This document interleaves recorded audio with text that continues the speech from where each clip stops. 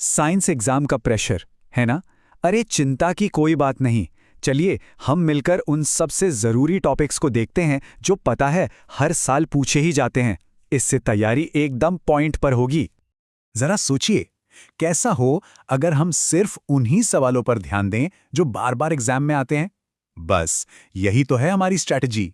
हम करेंगे स्मार्ट तैयारी और जो सबसे जरूरी कॉन्सेप्ट्स है ना, उन्हें एकदम आसान बना देंगे। तो चलिए सबसे पहले गोता लगाते हैं केमिस्ट्री की दुनिया में।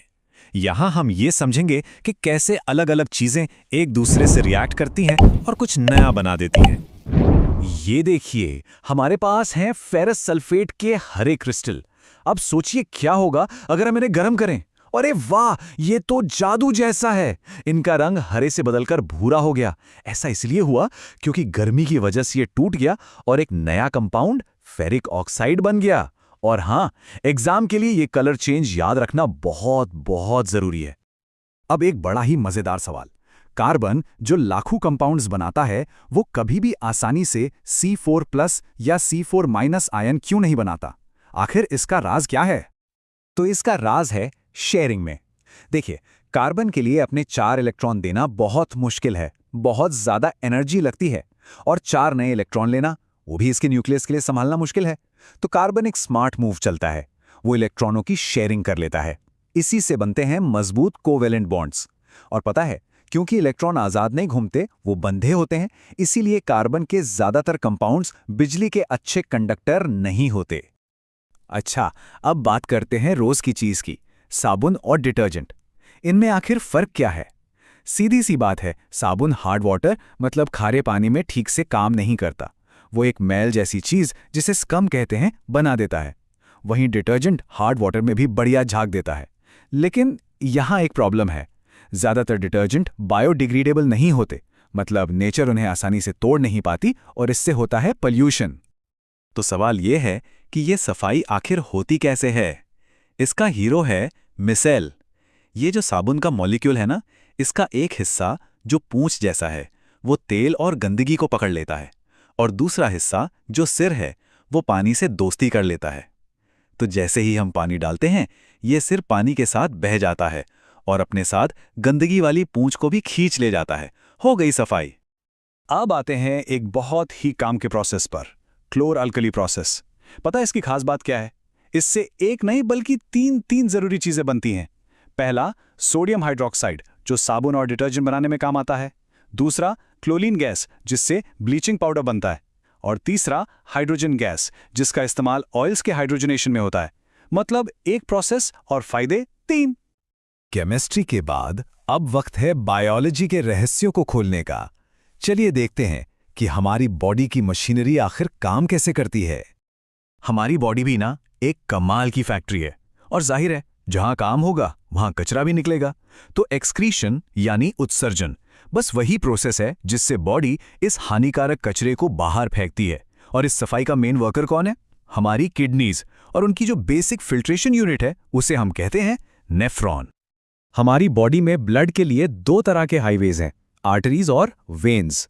आर्टरीज यानी धमनियां, ये ब्लड को दिल से दूर पूरी बॉडी में ले जाती हैं। इनमें प्रेशर बहुत ज़्यादा होता है, इसीलिए इनकी दीवारें मोटी और मस्कुलर होती हैं। दूसरी तरफ हैं वेन्स यानी शिराएं, ये ब्लड को वापस दिल की तरफ लाती हैं। इनमें प्रेशर कम होता है, तो इनकी दीवारें पतली होती हैं। सिंपल है, एक दिल से ले जाती हैं, एक दिल तक लाती हैं। चलिए अब जरा जेनेटिक्स का एक क्लासिक एक्सपेरिमेंट देखते हैं। मान लीजिए हमने एक प्योर बैंगनी फूल वाले पौधे को एक सफ़ेद फूल वाले पौधे के साथ क्रॉस कराया। तो पहली पीढ़ी यानी F1 जेनरेशन में क्या हुआ? सारे के सारे पौधे बैंगनी फूलों वाले निकले। इससे क्या पता चलता है कि बैंगनी रंग जो है वो डोमिनेंट यानी प्रभावी है, उसने सफ़ेद वाले को दबा दिया। लेकिन कहानी में एक ट्विस्ट है। जब इन F1 जेनरेशन वाले बैंगनी पौधों को आपस में क्रॉस कराया गया, तो F2 जेनरेशन में क्या हुआ? वो जो छिपा हुआ सफ़ेद रंग था ना, वो वापस आ गया। नतीजा ये था कि 75% पौधे तो बैंगनी थे, लेकिन 25% पौधे सफ़ेद फूलों वाले थे। मतलब अगर 100 पौधे हैं तो उनमें से 25 सफ़ेद होंगे। यही तो है मेंडल का कमाल। एक बड़ी इंटरेस्टिंग बात, जो जीव पानी में रहते हैं वो ज़मीन पर रहने वाले जीवों के मुकाबले कहीं ज़्यादा तेज़ी से सांस लेते हैं। कभी सोचा है आखिर ऐसा क्यों? वजह बहुत सीधी सी है। देखिए, हवा में जितनी ऑक्सीजन होती है उसके मुकाबले पानी में घुली हुई ऑक्सीजन की मात्रा बहुत बहुत कम होती है। तो अपनी ऑक्सीजन की ज़रूरत पूरी करने के लिए बेचारी मछलियों को ज़्यादा मेहनत करनी पड़ती है और इसीलिए वो जल्दी जल्दी सांस लेती हैं। और अब आखिरी सेक्शन में हम बात करेंगे फिजिक्स की पावर की। यहां हम देखेंगे फोर्स, मैग्नेटिज्म और लाइट के कुछ कमाल के कॉन्सेप्ट्स। फ्लेमिंग का लेफ्ट हैंड रूल याद करने का एक सिंपल तरीका है। अपना बायां हाथ निकालिए, पहली उंगली यानी फोरफिंगर को रखिए मैग्नेटिक फील्ड की दिशा में, बीच वाली उंगली को रखिए करंट की दिशा में, तो आपका अंगूठा वो अपने आप आपको फोर्स या मोशन की दिशा बता देगा। बस इतना ही है। हम सब गाड़ियों में रियर व्यू मिरर देखते हैं ना, वो हमेशा कॉन्वेक्स मिरर यानी उत्तल दर्पण ही क्यों होता है? इसकी वजह है कि इससे बनने वाली इमेज हमेशा वर्चुअल, सीधी और छोटी होती है। और सबसे बड़ा फायदा, ये पीछे का बहुत बड़ा एरिया, एक वाइडर फील्ड ऑफ व्यू दिखाता है। इसी वजह से ये गाड़ियों के लिए परफेक्ट है। कभी सोचा है कि सूर्योदय के वक्त आसमान लाल क्यों दिखाई देता है? देखिए, उस वक्त सूरज की रोशनी को हम तक पहुंचने के लिए एटमॉस्फेयर में बहुत लंबा रास्ता तय करना पड़ता है। और इस लंबे रास्ते में जो छोटे वेवलेंथ वाला नीला रंग है ना, वो हवा के कणों से टकराकर बिखर जाता है, मतलब स्कैटर हो जाता है। तो जब नीला रंग तो रास्ते में ही बिखर गया, तो बचा क्या? बचा लंबे वेवलेंथ वाला लाल और नारंगी रंग। बस यही रंग सीधा हमारी आंखों तक पहुंच पाता है और इसीलिए हमें सूरज लाल रंग का दिखाई देता है। अच्छा, तो अब एक सवाल, अगर कोई एस्ट्रोनॉट चांद पर हो तो क्या उसे भी सनराइज लाल ही दिखेगा? क्या लगता है? जवाब है नहीं, बिल्कुल नहीं। क्यों? क्योंकि चांद पर कोई एटमॉस्फेयर, कोई वायुमंडल है ही नहीं, और जब एटमॉस्फेयर ही नहीं तो लाइट की स्कैटरिंग भी नहीं होगी। मतलब ये जो लाल रंग का नज़ारा है, ये सिर्फ हमारी पृथ्वी के एटमॉस्फेयर का ही कमाल है। चलिए, आखिर में एक छोटा सा न्यूमेरिकल सॉल्व करते हैं। मान लीजिए एक इलेक्ट्रिक मोटर है जिसकी पावर है 1100 वॉट, मतलब 1.1 किलोवाट। इसे रोज 5 घंटे 6 दिनों तक चलाया जाता है। तो कुल एनर्जी कितनी खर्च हुई?